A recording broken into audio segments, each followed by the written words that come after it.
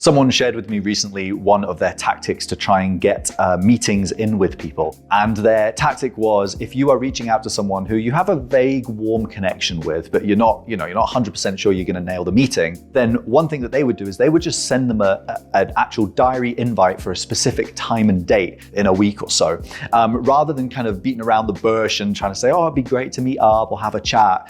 That kind of directness of just saying, I would love to have a conversation with you. I've sent you a diary invite for next Friday at 11 a.m. If you can make it, great. If not, then don't worry. I think it's just like a really interesting idea and a great way to kind of encourage people to actually just have a date in the diary. Because I know for me, if I have something in the diary, often it does happen. And I've actually seen other trades businesses do this as well, especially with like recurring appointments, maybe yearly check-ins or things like that. It automatically gets booked in their diary and you automatically get a message saying, hey, we've booked this in for a year's time. You don't need to change it now.